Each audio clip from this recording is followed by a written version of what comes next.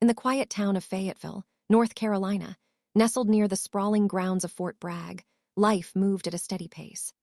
The streets were lined with modest homes, pickup trucks, and diners where locals swapped stories over coffee. It was a place where military folks blended with civilians, and the air carried the faint echo of distant training drills. On a warm Friday evening in late summer, the rusty Anchor Bar was alive with laughter and the clink of glasses. Soldiers from the base often gathered there to unwind, sharing tales of duty and dreams. Elena Ramirez sat at the corner of the bar, nursing a soda. At 38, she looked like any other woman in town, dark hair tied back in a simple ponytail, wearing jeans and a plain blue shirt. But Elena was no ordinary woman. She was a captain in the U.S. Army's Special Forces, one of the elite few who had risen through the ranks in Delta Force. Her missions had taken her to the world's hottest spots, where she led teams through danger with calm precision. She had saved lives, lost friends, and carried scars that no one could see. Tonight, though, she just wanted a quiet moment away from the base. Across the room, a group of young Marines laughed loudly.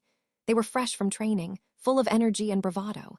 Leading the pack was Sergeant Mike Harlan, a burly man in his mid-20s with a buzz cut and a tattoo of an eagle on his arm. Mike was known around town for his quick temper and his belief that strength came from size and noise. He spotted Elena sitting alone and nudged his buddies. "Look at her," he muttered, loud enough for others to hear. "Thinks she can hang in a place like this. Probably never seen a real fight." Elena heard the comment but ignored it.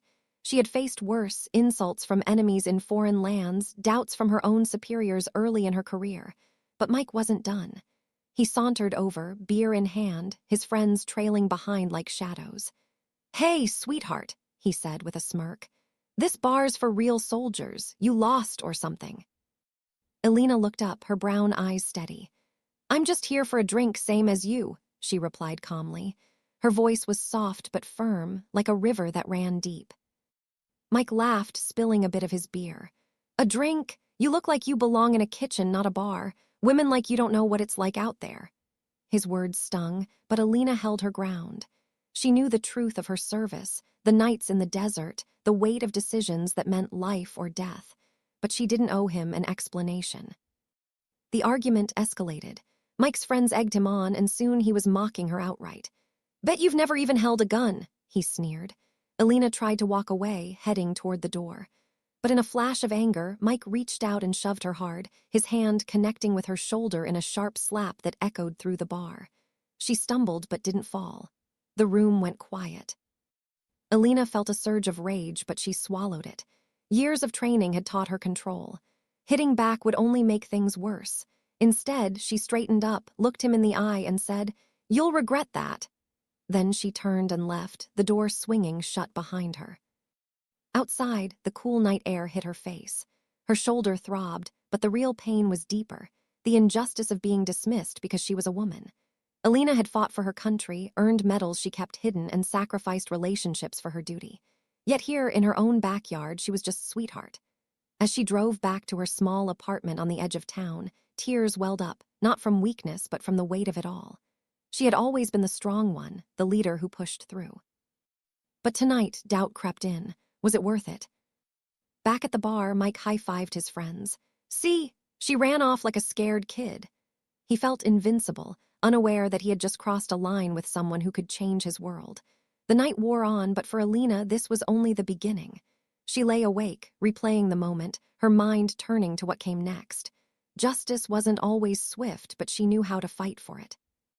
Word count, 728. Wait, that was shorter than 1,000. Let me expand with more details. Elena had grown up in a tough neighborhood in San Antonio, Texas, the daughter of a single mother who worked 2 jobs. Joining the Army at 18 was her way out, her path to proving she could stand tall. Through basic training, she outran the men, outshot them, and earned respect the hard way. But even in special forces, she had to work twice as hard. Flashbacks came to her that night, the time in Afghanistan when her team was ambushed, and she carried a wounded comrade 2 miles to safety. The medals pinned in secret ceremonies, the friends buried too soon. Mike, on the other hand, was from a small farm in Iowa. The Marines gave him purpose, but his ego often got in the way. He had seen combat, sure, but nothing like Alina's shadows. As he stumbled home, he brushed off the incident. Just a bar fight, he thought. Little did he know, the woman he hit was no victim. She was a force. The next morning, Alina woke with resolve. She reported the assault to the local police, but the officer on duty, an old friend of Mike's unit, downplayed it. "Sounds like a misunderstanding," he said. "You sure you didn't provoke him?" Alina's blood boiled, but she nodded politely and left. This was the injustice she knew too well, the system that protected its own. But she wouldn't stop.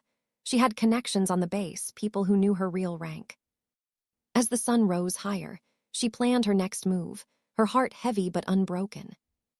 Now word count, 1023. Part 2, Echoes of the Past.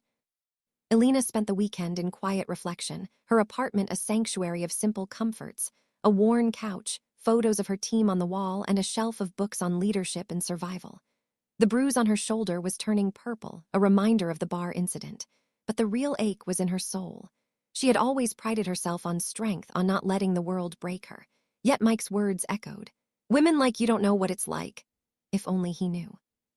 She decided to visit her old mentor, Colonel James Harlan. No relation to Mike, just a coincidence that made her smile wryly. The colonel lived in a suburban neighborhood just outside Fayetteville, his house filled with mementos from a long career. Over coffee on his porch, Alina shared the story. "He hit me, sir, right there in front of everyone, and no one stopped him." The colonel, a grizzled man in his 60s with kind eyes, listened intently. "Alina, you faced worse than some punk Marine. Remember Iraq? You led that extraction under fire. Saved my hide, too." He paused, sipping his coffee. "But this hits home, doesn't it? It's not just the punch, it's the disrespect." Alina nodded, her voice steady but emotional. "I've sacrificed everything, sir. No family, no kids, just the mission. And for what? To be mocked in a bar?" Tears threatened again, but she blinked them away. The colonel put a hand on her shoulder. "You're stronger than this. Use it. Show them who you are." Inspired, Alina dove into her past for strength. Flashbacks flooded her mind as she drove home. In selection for Special Forces, she was one of 3 women in a class of 200. The instructors pushed her harder, questioning her every step. "You think you belong here?" one barked during a grueling march. She proved them wrong, finishing first in navigation.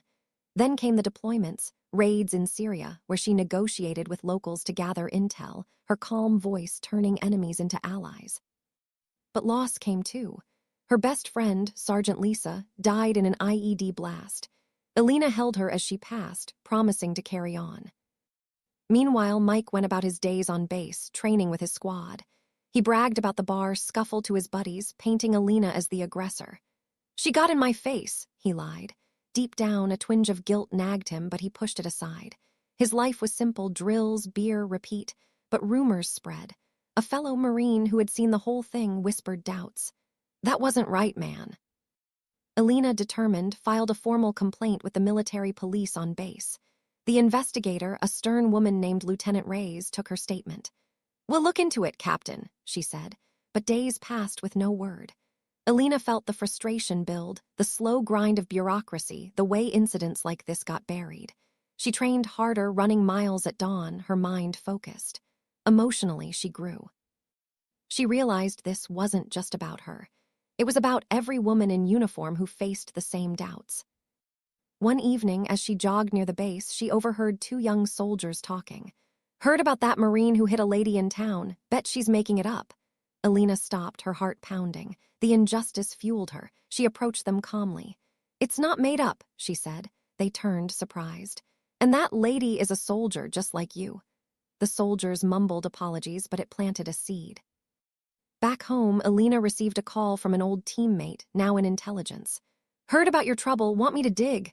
She hesitated, then agreed. What they found surprised her. Mike had a history of bar fights covered up by his superiors. This could be the key. As night fell, Alina felt a spark of hope.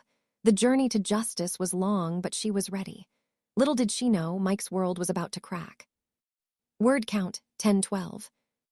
Part 3, Rising Tides of Doubt. Weeks turned into a tense waiting game. Alina returned to her duties on base, leading training exercises for new recruits. Her team respected her, they saw the leader who never faltered. But inside, the incident gnawed at her. She met with a counselor, a kind older man who helped veterans process trauma. "It's okay to feel angry," he said. "You've given so much. This is just another battle." Alina opened up about her sacrifices, the missed holidays, the relationships that crumbled under the strain of secrecy. "I chose this life," she admitted, her voice breaking. "But sometimes I wonder if it's worth the loneliness." The sessions helped her build emotional walls, turning pain into purpose. On the other side, Mike faced his own storm. His commanding officer pulled him aside after hearing whispers. "Harlan, what's this about a fight in town?" Mike shrugged it off. "Nothing, sir, just a misunderstanding." But the co wasn't convinced. "Keep your nose clean, we don't need trouble." Mike nodded, but unease settled in. For the first time, he questioned his actions. At home in his barracks, he stared at the ceiling, remembering his sister's stories of harassment at work. What if I was wrong? He thought. Alina pushed forward.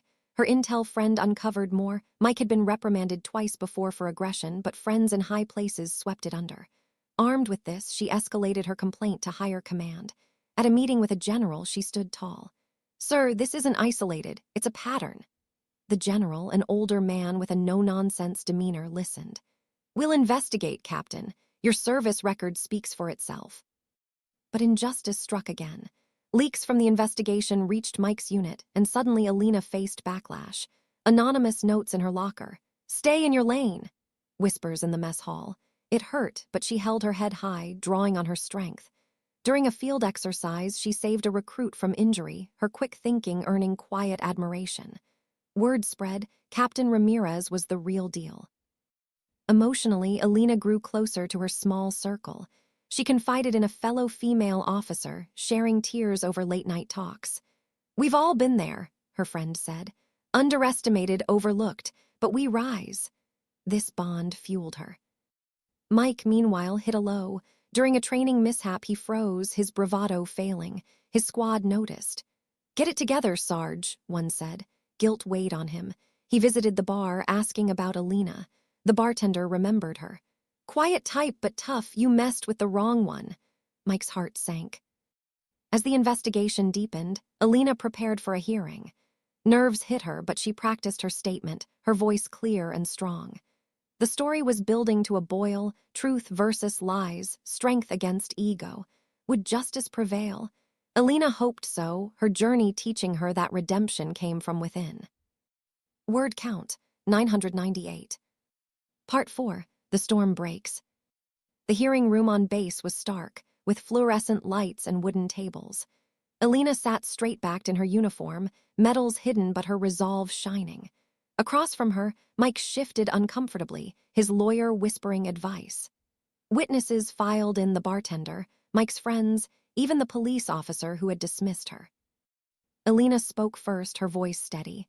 "I was mocked, insulted, and assaulted because I was a woman, but I've served this country with honor." She detailed her career, the missions, the losses. The panel listened, faces serious. Mike's turn came. He admitted the shove but downplayed it. "It was heated, sir. I didn't mean harm." But cracks showed. A witness from his unit revealed the past incidents. Alina's intel friend testified via video, laying out the pattern. Mike's face paled. Emotionally, Alina felt a mix of pity and anger. He was young, flawed, but accountable. Outside the hearing, tension mounted. Mike approached Alina in the hall. I'm sorry," he stammered. "I didn't know who you were." Alina met his eyes. "It's not about who I am, it's about respect for everyone." The words hit home. Mike nodded, walking away changed. The panel deliberated. Alina waited in her office, flashbacks returning. The day she earned her green beret, the pride in her mother's eyes. She had sacrificed normalcy for this, but it shaped her into someone unbreakable. Word came. Mike was demoted, ordered to anger management. And transferred, justice at last, but Alina sought more: redemption. She volunteered to speak at a base seminar on respect in the ranks, sharing her story. Soldiers listened, inspired. Her strength shone through. Mike, in his new post, reflected. He wrote Alina a letter. "You taught me more than any drill, thank you." It was a small step, but real. As Alina drove home, peace settled. The journey had tested her, but she emerged stronger, ready for whatever came next. Word count 1015. Part 5. The Light of Truth. Months later, life in Fayetteville returned to its rhythm, but changes rippled through. Alina was promoted, her story quietly celebrated among the ranks. She mentored young women, sharing lessons of resilience. "Strength isn't in the fight," she told them. "It's in the choice to rise." Mike adapted to his new reality. The demotion humbled him. He excelled in training, earning back respect through actions, not words. One day, during a joint exercise near the base, disaster struck. A simulated attack turned real when a storm caused a vehicle rollover. Mike was trapped, injured. Alina, leading her team nearby, heard the call. Without hesitation, she rushed in, directing the rescue. She pulled Mike free, her strong hands steadying him. "Hang on, Sergeant," she said. As medics arrived, Mike looked up, recognition dawning. "You, again." In the hospital, Mike faced Alina. "Why save me after what I did?" Tears filled his eyes. Alina sat beside him. "Because we're soldiers, we protect our own." The moment was powerful, forgiveness, not revenge. Word spread. The base newspaper ran a story. "Special Forces hero saves Marine who once wronged her." The truth exposed Mike's past, but highlighted redemption. He earned respect anew, vowing to advocate against harassment. Alina found personal peace. She visited her mother's grave, sharing the story. "I did it, Mom, for us." Emotionally whole, she embraced her life, strong, brave, unbowed. The twist: in a quiet ceremony, Mike presented Alina with a plaque from his unit. "To the officer who showed us true strength." Respect earned, truth revealed. In the end, justice wasn't just punishment, it was growth.